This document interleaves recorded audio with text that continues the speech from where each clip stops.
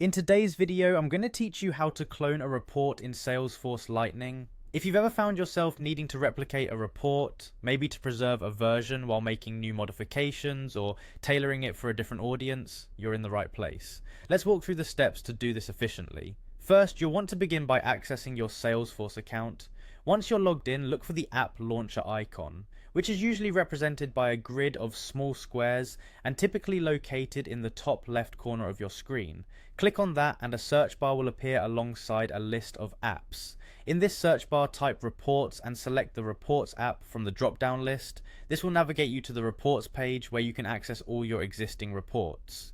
Now it's time to find the specific report that you wish to clone. You can browse through the list of reports or use the search function to locate it more quickly. Once you've found your desired report, simply click to open it. You should now see the report displayed in full, accompanied by a toolbar at the top of the page for easy navigation and editing.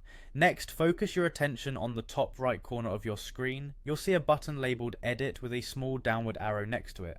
Click this down arrow to reveal a drop-down menu. From this menu, the option you're looking for is Save As. Select it and a new window will pop up, allowing you to enter a few crucial details for your cloned report. Here you can provide a new name for your cloned report.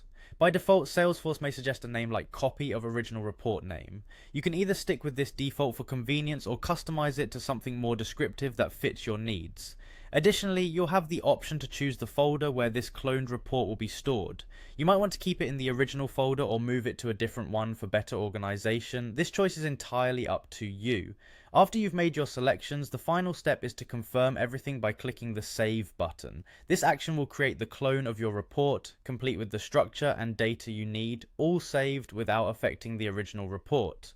And there you have it. Cloning a report in Salesforce Lightning is as simple as following these steps. Whether you're preparing for new insights or sharing with other team members under different criteria, you now have the power to easily create duplicates and tailor them to your specific needs. I hope this guide has been helpful and you're now well equipped to handle report cloning with confidence in Salesforce Lightning.